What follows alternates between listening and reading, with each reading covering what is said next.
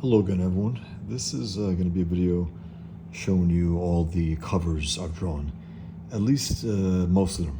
I know I've drawn more.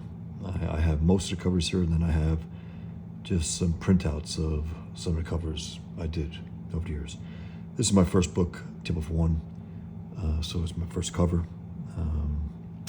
That's the main character, William Howland. He's a writer who works in a restaurant. That's his boss over there, Richard DeGrado. That's his love, Venna. And he's holding, a pen is mightier than a sword. His pen is wrapped up like a samurai's handle of his sword. And also, I think with that in mind, that's why I designed this font. Almost like a sword. The pen is mightier than a sword. That was the thinking, at least. And he's blocking the exit. There's that also. They're white silhouettes. He's a black silhouette. White and black morality. I thought it was very effective, and it's interesting because when I handed in my finished book with Diamond, which was doing the previews for all the retailers in comics across the world, right? It wasn't just North America. I mean, we're talking about comic book stores across the world. I think I was so exhausted at the end of working on it because it took me 5 months to write, pencil, ink, letter, everything, right? To do the gray wash for this book. It was 81 pages. And it was my first book, so I was a little precious about it.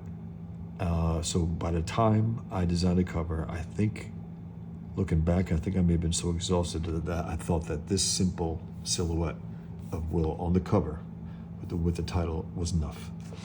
And while the guys loved it, and they loved that Alex Toth loved it, they were fans. Two of the guys there, they actually looked through my comic and looked at each other. And that told me it was a good sign that they would take it up because, again, it made a difference. You hear a lot of shit about the direct market. You hear a lot of stuff about, we could do it on our own. And sure, I love selling my stuff on my own. But it was something else to get my work into stores across the world. It was great. I didn't make as much money, but I got into, I sold thousands right out of the gate, which shocked some independent artists because they didn't have that kind of success. And I owed it to the fact that, again, I gave it everything I had, and Alex Toth loved it enough to say so.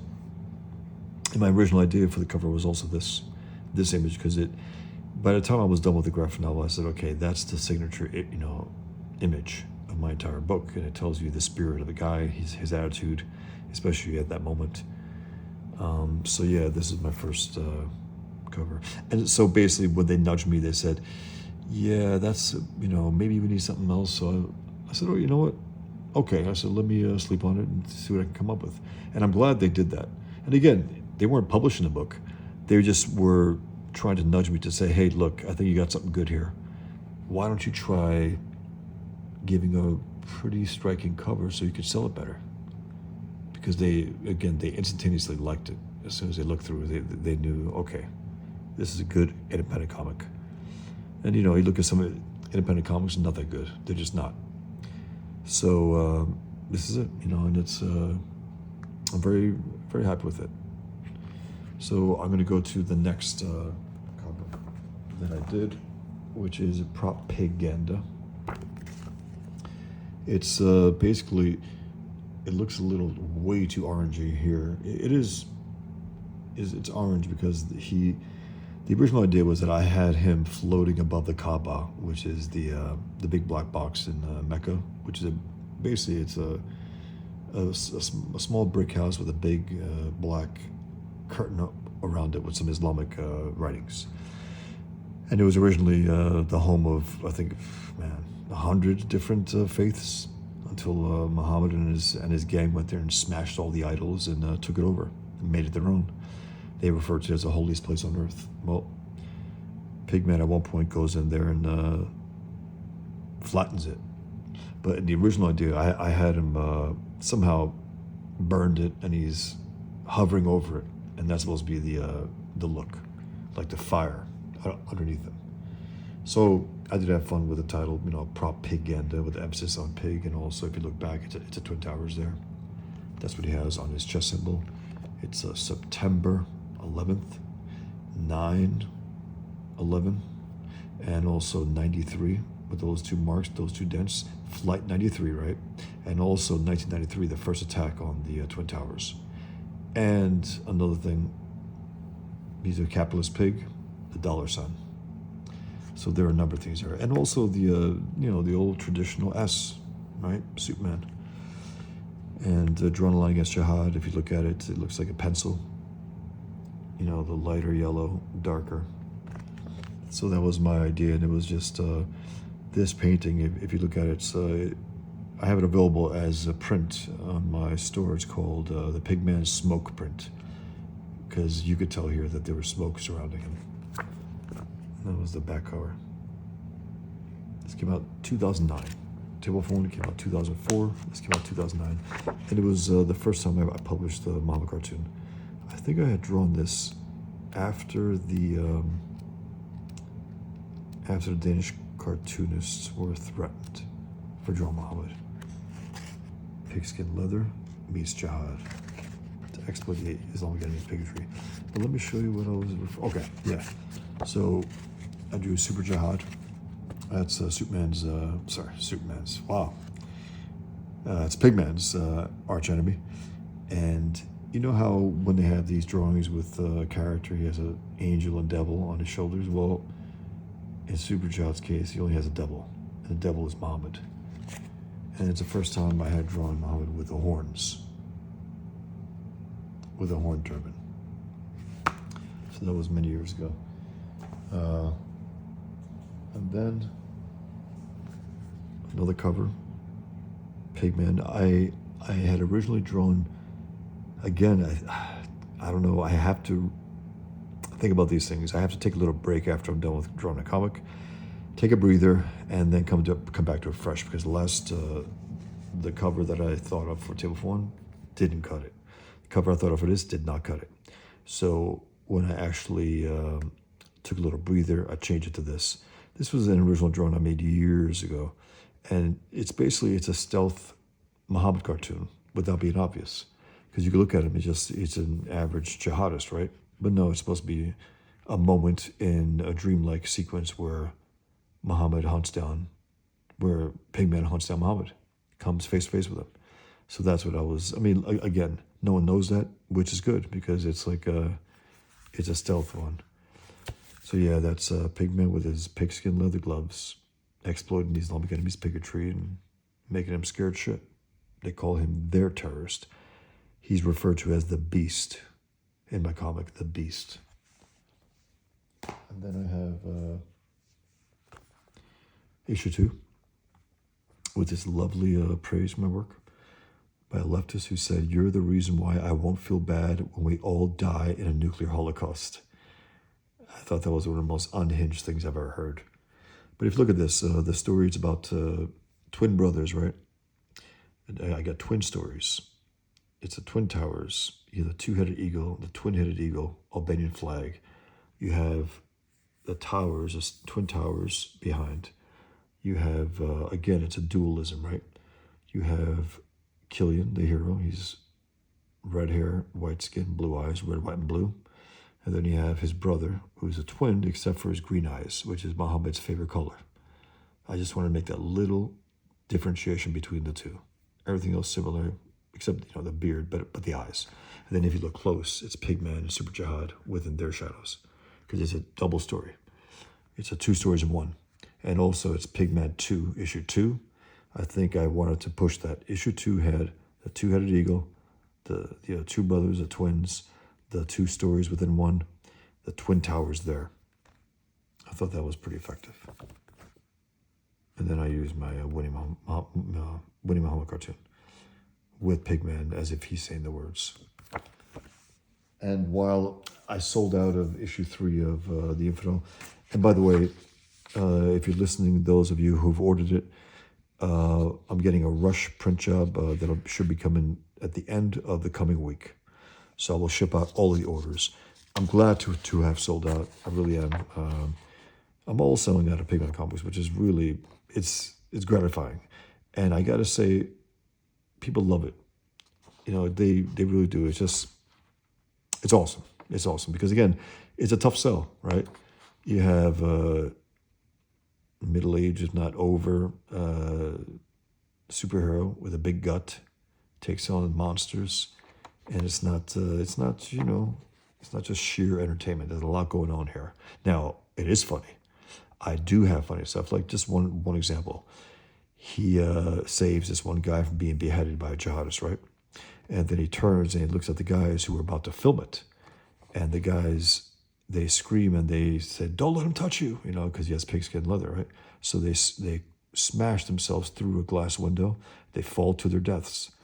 And Pigman looks over them. He sees their bodies. He goes, and he turns back at the guy who's about to be killed, at their would-be victim, and says, "What a waste, ...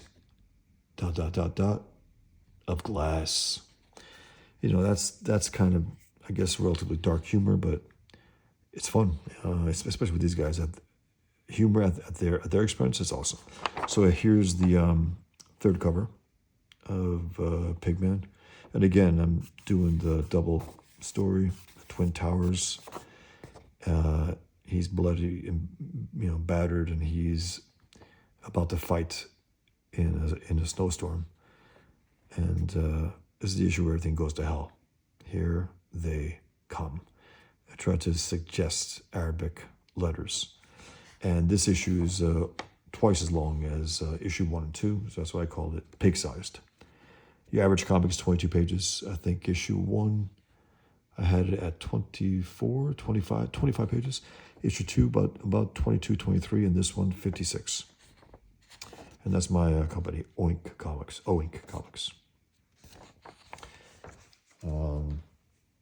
Then I had this. I collected, at the time, I had over 100 Muhammad cartoons, and I collected them all here. And this is my winning Muhammad cartoon. I had drawn Muhammad dozens of times at that point. Pamela Geller had announced that they would have a Muhammad cartoon contest, so I was drawing, and I said, okay, how about if I have him warning me not to draw him as I draw him? I thought that was a pretty effective way to do it, because it's all about free speech. It's not about just insulting Muslims or, being provocative. I can't stand that crap anyway. It's about, wait a minute, an enemy at war with us is telling us that we can't draw their idol or else we'll be killed? No. You don't tell free people to do that. So I think that everything distilled into a simple act of defiance against the scumbags. So that was, and I did another play on it here on the back cover, where I have him say, "Please don't draw me drawing me." And I say, "It's everybody draw Muhammad Day," and I mean everybody. And I made him draw himself, badly. That's also a deliberate choice. And then I had another volume of Muhammad cartoons, and this is an actual quote of Muhammad, not like Frank Miller put in Holy Terror, where he said, "When you find the infidel, kill the infidel." Now, that's the spirit of what he said, but that's not what he said. He actually did say, "I have been made victorious with terror." I have been made victorious with terror, and I thought that was an effective way. If you look at it also, he has blood red eyes. He has the reddish beard, which he dyed his hair red. And according to some people across history, he was not an Arab, he was a white guy. But, whatever it is. And then someone actually commissioned this. Conquer the kuffar, share the war booty with Muhammad. It's hilarious. You can get all these books, by the way, at my store. That's Muhammad as the dude from The Big Lebowski. Muhammad as Miss Piggy, Charlie Hebdo tribute. So I think I created at least 40 exclusive Muhammad cartoons for this. I had Muhammad in Carbonite, a la Han Solo. Muhammad as that yellow bastard from Sin City. And then it was after 2018. I always got death threats, for the last 19 years, but 2018, 3 years after I won the Muhammad Cartoon Contest, I was asked to be the judge for a new Muhammad Cartoon Contest that would be a European one from the politician in the Netherlands, Geert Wilders, who the plan was that I would judge the contest, go to The Hague and their parliament, do a speech about free speech, and in the middle of my speech, show Muhammad, and then announce the winner. And I couldn't wait because I've never been to Europe before. People assume, I was born there. No, I was born in the Bronx, New York. People tell me, yeah, but you have an accent. I said, I was raised bilingual, Albanian and English. Maybe it had something to do with it. I don't know. I don't hear it necessarily. Some people don't, but some people do. But yeah, so that was the idea. And the reason why I mentioned that is I've never gotten more death threats than after I was announced as the judge for that contest. And unfortunately, the event was canceled. The death threats were out of control. I got literally thousands of death threats, more than I ever got in my life at that time. So I decided after that, I said, okay, that old every July thing, monetize your haters. Well, how about monetize your would-be murderers? So I had all those death threats that I published here, about probably a dozen, like half a dozen on each page, with fresh, brand new Muhammad cartoons inspired by these new death threats. And so the cover and the back are connected, where he says, "You are so dead, peace." And you see the back of him, where someone put "draw me" instead of "kick me." I thought that was fun. And then again, I had so many that I had a second volume, and I could still make at least 3 or 4 more, at least, because again, I was choosing the quote-unquote best death threats, because a lot of them are so boring, right? And the reason why I call it peaceful death threats is these savages, and keep in mind, these are doctors, engineers, pop stars, and not just, naked jihadists. These are average, everyday Muslims. And that tells you that it's a cultural problem. It's not just the true believers. It's a cultural problem. They might not act on their threats, but they know that their more consistent practitioners absolutely will. So I put them in a wife beater for obvious reasons. And the same thing, peace of death threats 2, putting a peace sign and the number 2. And he even gave me praise. How about that? How do you like that?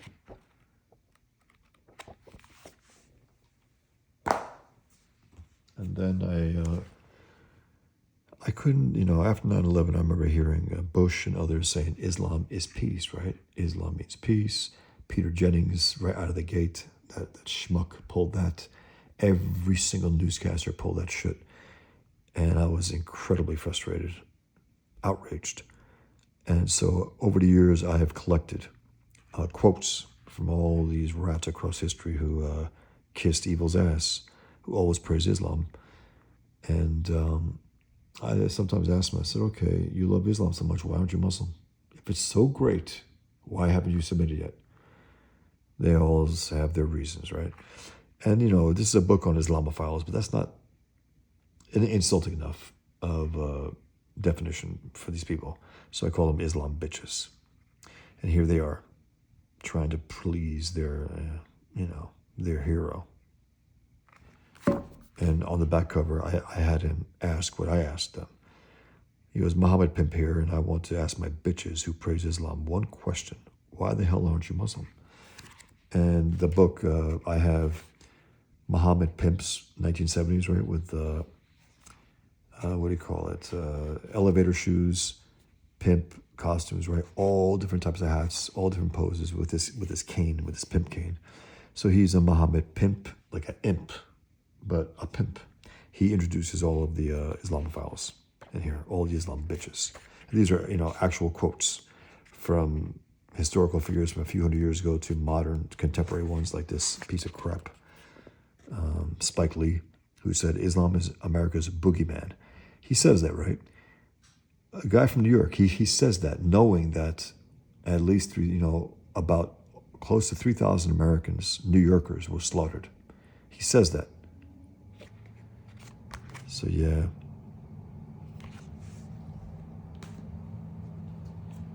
Then I did this cover for an article basically dealing with the fact that when it comes to Islam versus Christianity, Islam's going to win. You know, you can't have a turn the other cheek, love thy enemy religion versus kill the infidels wherever you find them religion. It's impossible. They will lay down their sword. And I know Christians might be watching and say, oh, no, that doesn't mean that exactly. Well, look at the results. Look where we are today. You can attribute it to that. You can attribute it to altruism. You can attribute it to just cowardice in the face of evil. Has to be fought. Has to be fought. And hopefully one day it will be.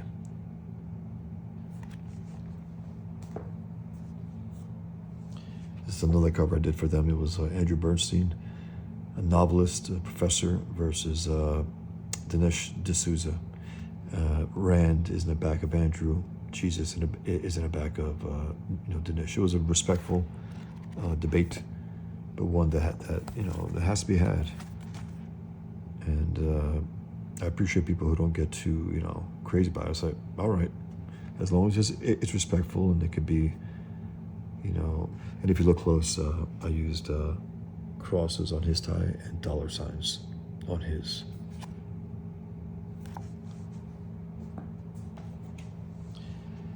And this is after Walter Williams died. I loved Walter Williams. I thought he was not just smart as hell about the economy, but he was truly a happy warrior. Always having a good laugh at the expense of the scumbags who turned this world to hell. Always having an intransigent attitude about capitalism, about freedom. He understood it deeply. And him and Thomas Sowell, it's just a great man. And I used to listen to him when he's a fill-in for Rush Limbaugh, which was great. Walter Williams. Here's a cover I did for David Horowitz, one of his books. It's a very haunting cover. People were put up against those poles, tortured by communists.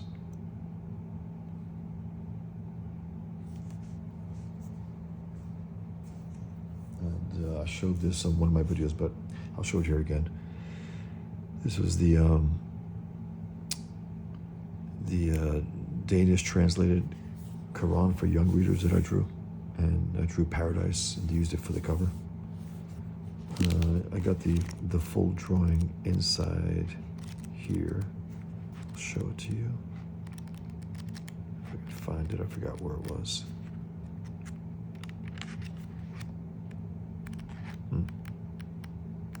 Interesting.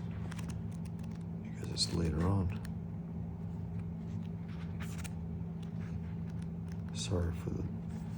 Okay, so yeah, that's it's Paradise, Islamic Paradise. That's all the Houris, the 72 quote unquote virgins, right? These were all the guys who killed and died in the name of Allah. And then also they have the boys as beautiful as pearls, I guess, to attract the homosexuals in the desert. Muhammad was trying to appeal to everyone.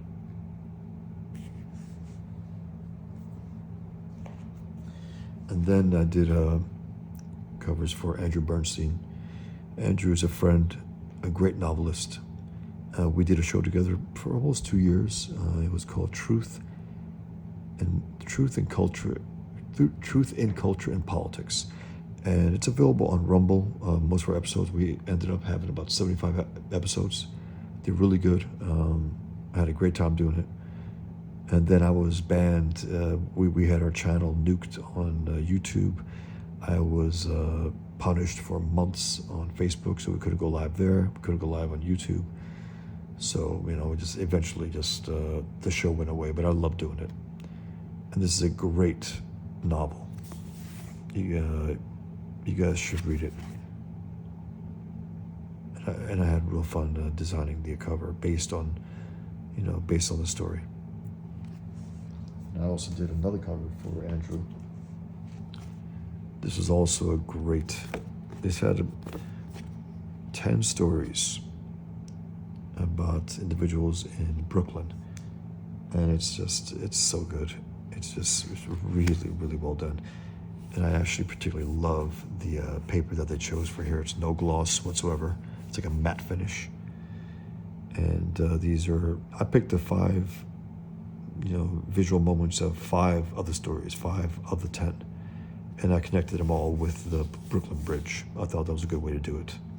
If you look close at the art also, it's, I think it came out really good. A line like this, it was the opening line, one of his stories, I thought it was strong, so Julian is dying. Good. Huh.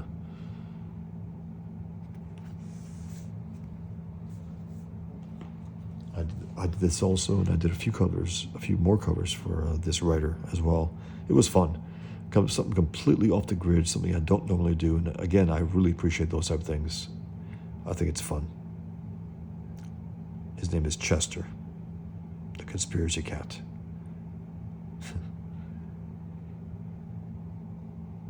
Really fun.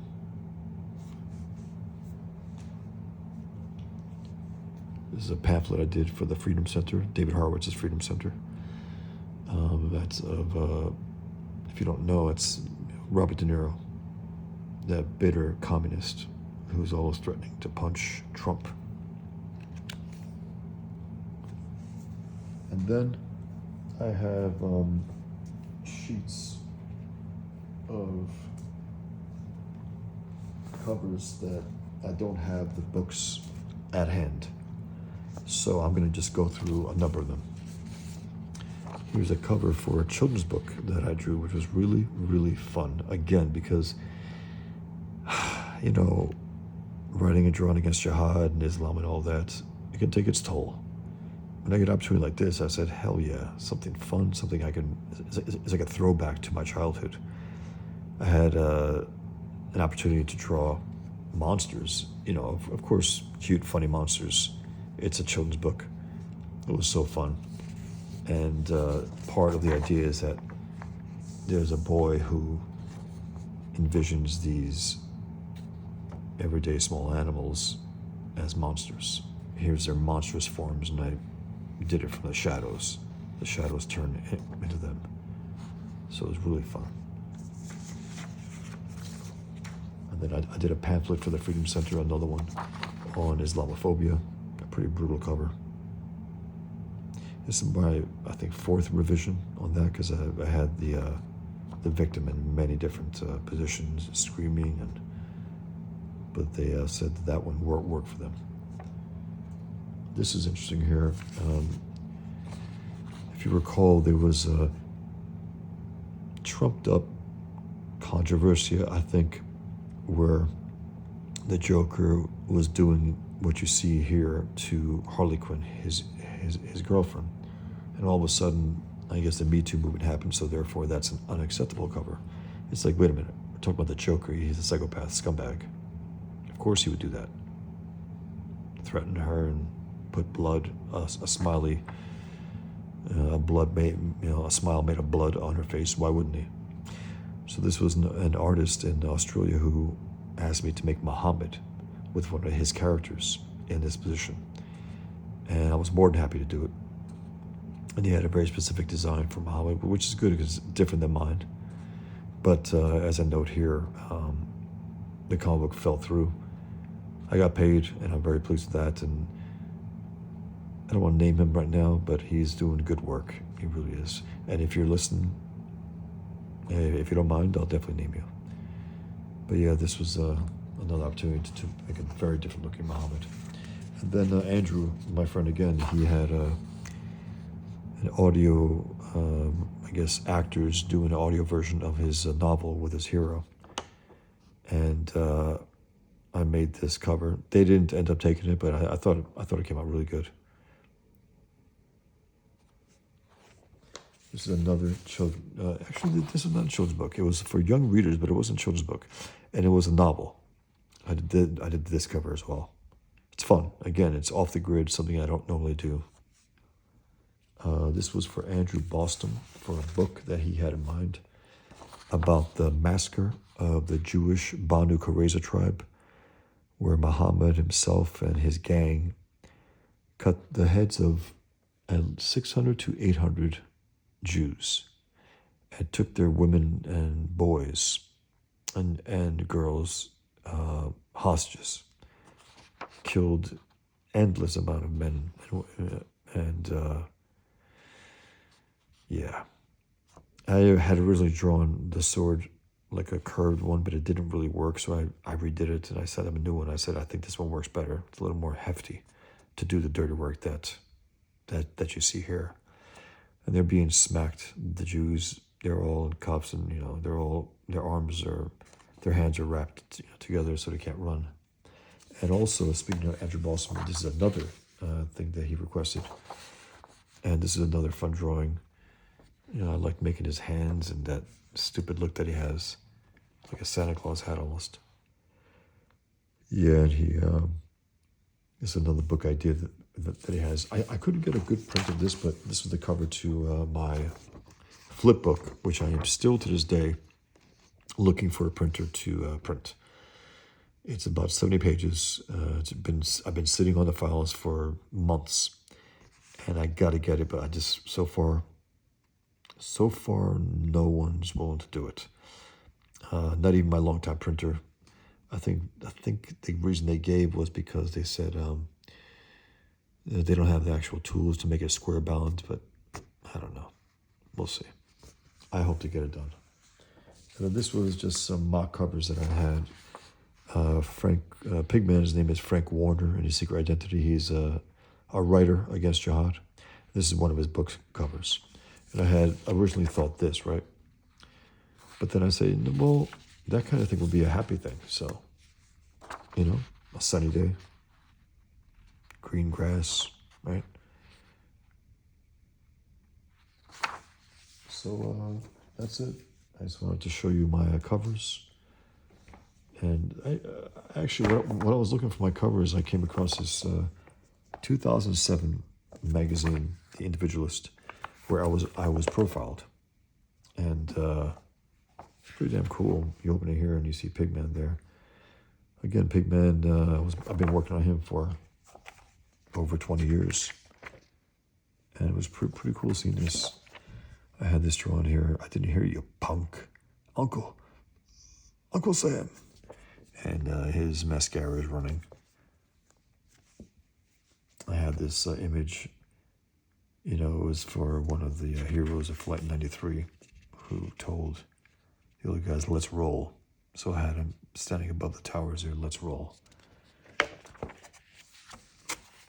I have him getting a call from Jack Bauer from 24. And Pigman says, can't bail you out 24/7, Jack. Tough it out. So, my mat thing fell off. That's crazy. Anyway, I just wanted to share the covers with you, and thanks for watching my videos. If you can subscribe, I would really appreciate it. Get the word out, and check out my Alex Toth series. I have 4 videos so far, and I'm loving it, and I'm loving introducing Toth to maybe a new audience. I really hope so, because that first video shot up to over 2,000 views, which is more than any other video that I have so far. That's good news. People are interested. So thanks again. Take care, and until next time, be well. I'm actually going to finish another Toth video right after this. Take care.